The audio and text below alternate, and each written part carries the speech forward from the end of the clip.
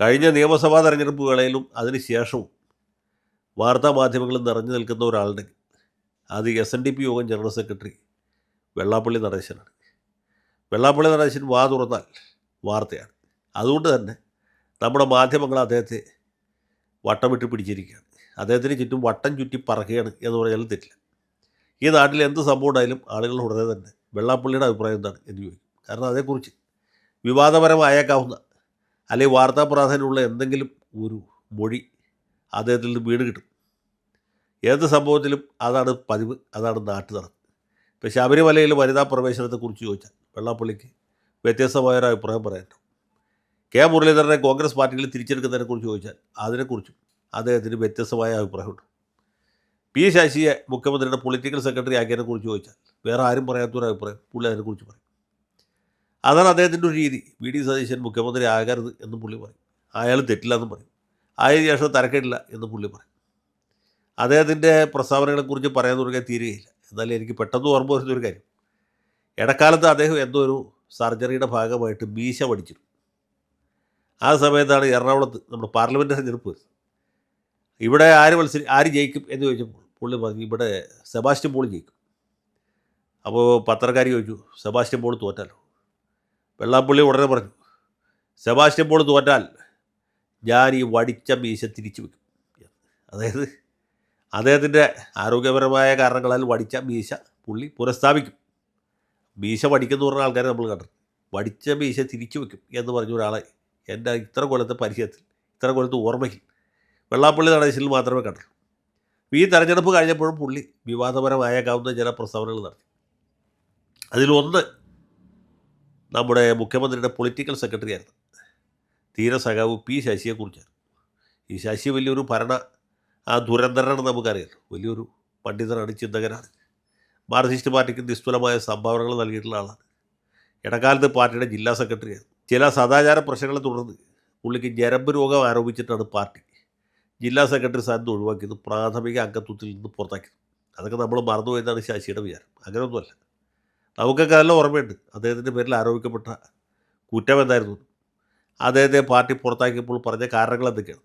ഏതായാലും ശശി പിണറായി സഖാവിന് വളരെ പ്രിയങ്കരനായതുകൊണ്ട് അധികം വൈകാതെ അദ്ദേഹത്തിൻ്റെ അംഗത്വം പുനഃസ്ഥാപിച്ചു എന്ന് മാത്രമല്ല പുള്ളി പാർട്ടിയുടെ സംസ്ഥാന കമ്മിറ്റിയിൽ ഉൾപ്പെടുത്തി. സംസ്ഥാന കമ്മിറ്റി എന്നൊക്കെ പറഞ്ഞാൽ ചെറിയ കാര്യമല്ല. KPCC മെമ്പർ എന്ന് പറയുന്ന പോലെയല്ല. CPMൻ്റെ സംസ്ഥാന കമ്മിറ്റി എന്ന് പറഞ്ഞാൽ അതിഗംഭീരമായൊരു സ്ഥാപനമാണ്. അതിലങ്ങനെ പൂപ്പൾക്കൊന്നും അംഗത്വം കിട്ടുകയില്ല. അങ്ങനെ പ്രമാദമായ സംസ്ഥാന കമ്മിറ്റിയിൽ അദ്ദേഹം അംഗമായി. അതുകൂടാതെ മുഖ്യമന്ത്രിയുടെ പൊളിറ്റിക്കൽ സെക്രട്ടറി എന്ന് പറഞ്ഞാൽ ഗംഭീരമായ ഒരു തസ്തികയിലും പുള്ളി അവരോധിക്കപ്പെട്ടു.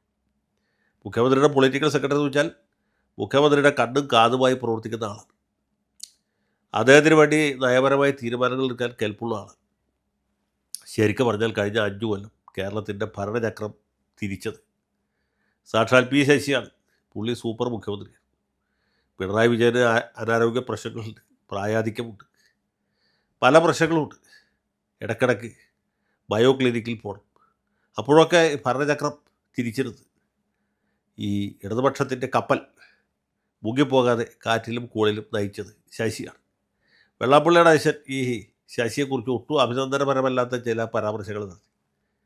സാധാരണ വേറെ ആരെങ്കിലുമൊക്കെ ആണെങ്കിൽ അത് പോട്ടെ എന്ന് വെച്ചാൽ, ഇപ്പോൾ സതീശനെക്കുറിച്ച്, ചെന്നിത്തലയെക്കുറിച്ച്, ഉമ്മൻചാണ്ടിയെക്കുറിച്ചൊക്കെ ഇതിനേക്കാളൊക്കെ മധുര മനോഹരമായിട്ടുള്ള പല പരാമർശങ്ങളും വെള്ളാപ്പള്ളി നടത്തിയിട്ടില്ല. വെള്ളാപ്പള്ളിയുടെ അച്ഛനാണല്ലോ എന്ന് വിചാരിച്ച് അവരൊക്കെ ക്ഷമിച്ചു, സഹിച്ചു, പോട്ടെ എന്ന് വിചാരിച്ചു. പക്ഷേ ശശി അങ്ങനെ ക്ഷമിക്കാൻ തയ്യാറില്ല, സഹിക്കാൻ തയ്യാറില്ല, കേട്ടുകൊണ്ടിരിക്കാൻ തയ്യാറില്ല. കാരണം അദ്ദേഹം തറവാടിയാണ്, യോഗ്യനാണ്, അന്തസ്സുള്ളവരാണ്. വിദ്യാർത്ഥി പ്രസ്ഥാനത്തിൽ കൂടി ഉയർന്നു വന്ന ആളാണ്. SFIയുടെ സംസ്ഥാന സെക്രട്ടറിയാണ്.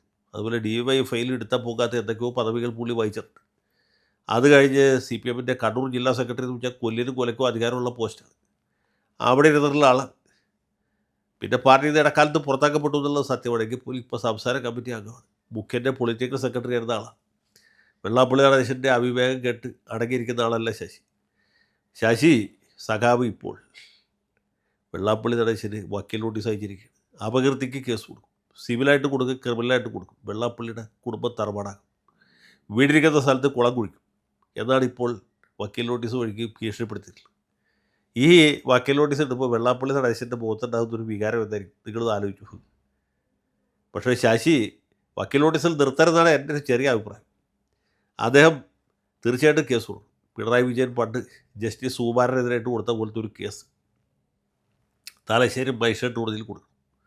കൂട്ടത്തിൽ ഒരു 100 കോടിയോ 150 കോടിയോ 1000 കോടിയായാലും കുറവില്ല. വെള്ളാപ്പള്ളി നടേശൻ നല്ല കാശുള്ള ആളാണ്, സ്വത്തും പണമുള്ള ആളാണ്, ധാരാളം ആസ്തിയുള്ള ആളാണ്. അപ്പോൾ അദ്ദേഹത്തിൻ്റെ സ്വത്ത് കൂടി കണക്കാക്കിയിട്ട് ശശിയുടെ ആവശ്യവും കൂടി കണക്കൂട്ടിയിട്ട് സാമാന്യം വലിയൊരു സംഖ്യയ്ക്ക്, ചെറിയ സംഖ്യയ്ക്ക് പോരാ, വലിയൊരു സംഖ്യയ്ക്ക് തലശ്ശേരി മുനിസിപ്പൽ കോടതിയിൽ അല്ലെങ്കിൽ സബ് കോടതിയിൽ, വലിയ സംഖ്യ ആകുമ്പോൾ സബ് കോടതിയിൽ പോട്ടു, സബ് കോടതിയിൽ നല്ല ഒരു സൂട്ട് കൂടി ഫയൽ ചെയ്യണം. എന്നിട്ട് വെള്ളാപ്പള്ളി നടേശന് മുട്ടുകുത്തിക്കണം. അത് ഗംഭീരമായൊരു സംഭവമായിരിക്കും. പക്ഷേ ചെറിയൊരു പ്രശ്നമുണ്ട്. എന്തറിയോ, ഈ ശശിക്ക് മാനമുണ്ട് എന്ന് പുള്ളി ആദ്യം തെളിയിക്കേണ്ടി വരും. അത് കഴിഞ്ഞിട്ട് വേണം മാനനഷ്ടം ഉണ്ടായി എന്ന് തെളിയിക്കാൻ. അതൊഴിച്ചാൽ ബാക്കി ഏതുകൊണ്ടും ശശിക്ക് നല്ല വിജയസാധ്യതയുണ്ട്. വക്കീൽ നോട്ടീസിൽ നിർത്തരുത്, തീർച്ചയായിട്ടും കേസ് കൊടുക്കണം. കേസ് കൊടുത്തിട്ടേ ഈ പ്രശ്നം തീർക്കാവും. ലാൽ സലാം.